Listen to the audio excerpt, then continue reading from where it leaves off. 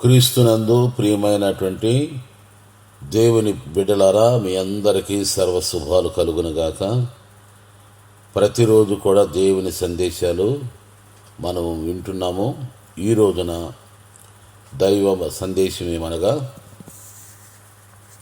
క్రైస్తవులైన వారు, దేవుని బిడ్డలు సంఘమునకు వెలపటి వారి ఎడల ఎలా ఉండాలి, సంఘమునకు వెలపటి వారి ఎడల ఎలా ఉండాలి. క్రైస్తవులు ఎలపటి వారంటే ఎవరు? అన్యులు, అవిశ్వాసులు, దేవుని సంఘంలోనికి రానటువంటి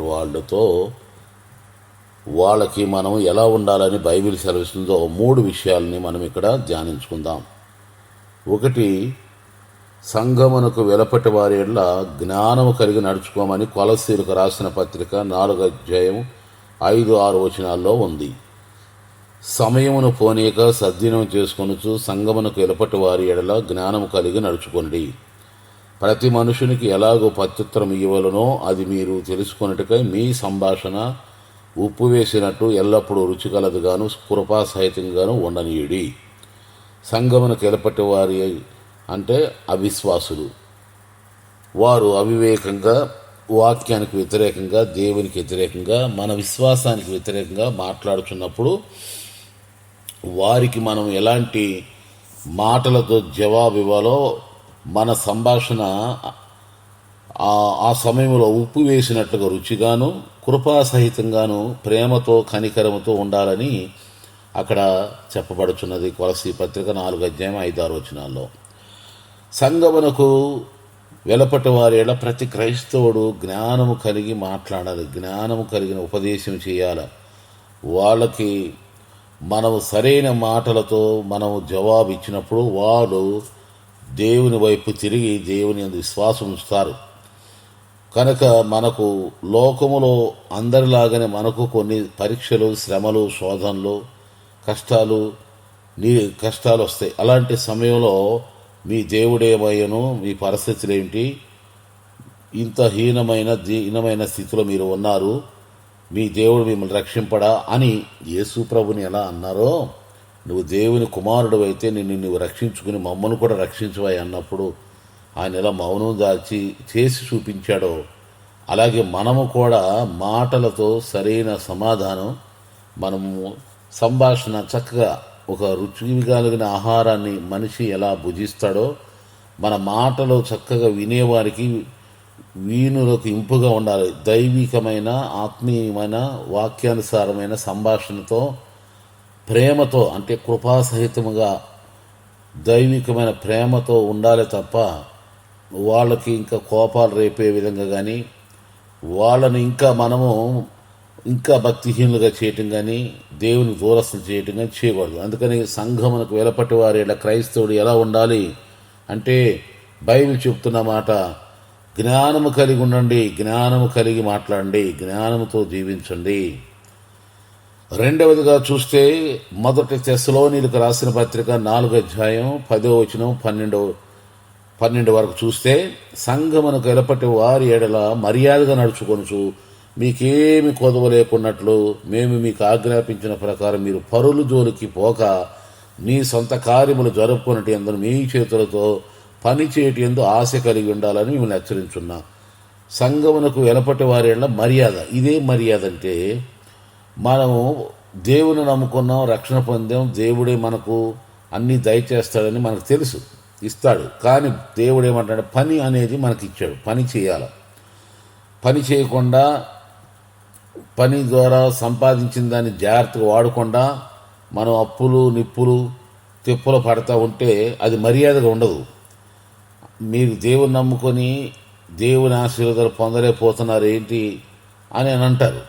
మనకు దేవుడిచ్చినటువంటి నియమాలు ఏంటంటే, మనం పని చేయాలి, చేతులతో పని చేయాలి. పరుల జోలికి పోకుండా, పనికిమాలిన మాటలు మాట్లాడకుండా, ప్రయోజనకరమైనటువంటి విధంగా, వట్టి మాటల వలన లేమి వస్తుంది, దరిద్రత వస్తుంది.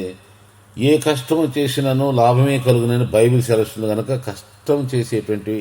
కష్టంతో సంపాదించి ఆ కష్టాన్ని చూసి దేవుడు ఆశ్రయించి మనల్ని సర్వసమృద్ధిగా దీవించేలాగా ఉండాలి తప్ప, క్రైస్తవుడు అనేవాళ్ళు ఆర్థికపరమైన పరిస్థితుల్లో మనము అనేకులకు ఇచ్చేవారిగా పెట్టేవారిగా ఉండాలంటే కష్టపడి పనిచేయాలి. అది ఏ పనైనా, ఏ ఉద్యోగమైనా సరే, వ్యాపారమైనా, వ్యవసాయమైనా సరే పని చేసేవారిగా ఉండాలి. అది సంఘమునకు ఎలపటి వారి ఎడల మనం మర్యాదగా నడుచుకుని అవుతుంది. కనుక మూడవదిగా చూస్తే అక్కడ మంచి సాక్ష్యాన్ని కలిగి ఉండాలి. మొదటి తిమోతి పత్రిక 3:7 కూడా చూడండి. మొదటి తిమోతిలకు రాసిన పత్రిక 3:7 మరి అతడు నిందపాలై అపవాది ఊరిలో పడిపోకుండా సంగమునకు వెలపటి వారి చేత మంచి సాక్ష్యాన్ని పొంది వాడై ఉండవలను. కనుక ఇతరులని ప్రభు దగ్గరికి నడిపించాలి. ప్రభు గురించి మనం సాక్ష్యం చెప్పాలి. ఏ సమయం గురించి సాక్ష్యం చెప్పాలి అంటే మనము సంఘమునకు వెలపటి వారి చేత మంచి సాక్ష్యాలు పొందాలంటే మన గురించి వాళ్ళు బ్యాడ్గా చెప్పకూడదు. మన గురించి వాళ్ళు చెడు ప్రచారం చేయకూడదు.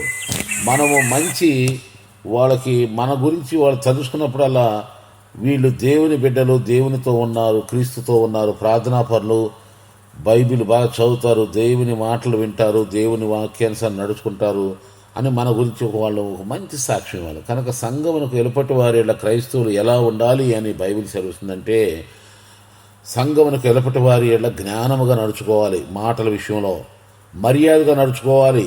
క్రియల విషయంలో, పనులు, మన ఉద్యోగ వ్యాపార విషయాల్లో, అలాగే మన వ్యక్తిగత జీవితం, మన గురించి వాళ్ళు ఎవరైనా తెలుసుకున్న మంచి సాక్ష్యం కలిగి ఉండాలి. మంచి సాక్ష్యం వాళ్ళే చెప్పాలి మన గురించి. కనుక సంఘమునకు వెలుపటి వారి ఈ 3 విధాలుగా మనం ఉన్నప్పుడు దేవుడు మనల్ని దేవుడు తన సంఘంలో స్తంభంగా చేసి అనేకులకు ఆశీర్వాదకరంగా, కుటుంబానికి ఆశీర్వాదకరంగా దేవుడు మారుస్తాడు. కనుక సంఘమునకు వెలుపటి వారి క్రైస్తవుడు ఎలా ఉండాలో ఈరోజు మనం ఈ సందేశం విన్నాం. జ్ఞానము కలిగి ఉండాలని, మర్యాదగా నడుచుకోవాలని, మరి మంచి సాక్ష్యం కలిగి ఉండాలని తెలుసుకున్నాం.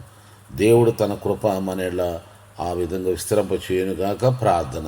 దయగలిగిన మా తండ్రి, ప్రేమగల యేసయ్య, సంఘమునకు వెలుపటి వారి మంచి సాక్ష్యాన్ని కలిగి ఉండేలాగా సహాయం చేయండి. ఏ విధమైనటువంటి ప్రభా తండ్రి, నీ నామానికి అవిధేయంగా ఉండకుండా, మీ నామం దూషించబడకుండా మమ్మల్ని బట్టి ప్రభ మిమ్మల్ని దూషించేలాగా మేము జీవితాలు అనకుండా క్రైస్తవులైన వారు, సేవకులైన వారు మేమందరం కూడా సంఘమును వెలుపటి వారి జ్ఞానము కలిగి నడుచుకునేలాగా, మర్యాదగా నడుచుకునేలాగా, మంచి సాక్ష్యం కలిగి జీవించేలాగా కృపచూపమని, అందుకు తగిన శక్తి సామర్థ్యాలు నీ బిడ్డలకు మాకు ప్రతి ఒక్కరికి ప్రసాదించాలని ప్రార్థిస్తూ, నీ మహిమార్థంగా ప్రతి ఒక్కరిని ఆశ్రయించి బలహీనను బలపరచండి, కృంగిన వారు లేవనెత్తండి, అన్ని విషయాల్లో సహాయం చేయండి, కృప చూపండి. నీ వాక్యం చేత ప్రతి ఒక్కరు దీవించబడి, బలపరచబడి, ఆశ్రయించబడుగాకని ప్రార్థిస్తూ యేసునామములో అడుగుచున్నాను మా పరమ తండ్రి, ఆమేన్. ఈ సందేశం మీకు ఆశీర్వాదకరంగా ఉన్నట్లయితే అందరికీ కూడా షేర్ చేసి, మెస్సయ్య స్వరం టీవీ యూట్యూబ్ ఛానల్లో ఉన్నది కనుక అందులో కూడా మీరు వర్తమానాలు వినొచ్చు. మీ ప్రార్థన అవసరతలు ఏమున్నా నాకు ఫోన్ చేయొచ్చు. నా phone number 9849607739. Pastor MS Peter, Hyderabad. God bless you all. God bless you all.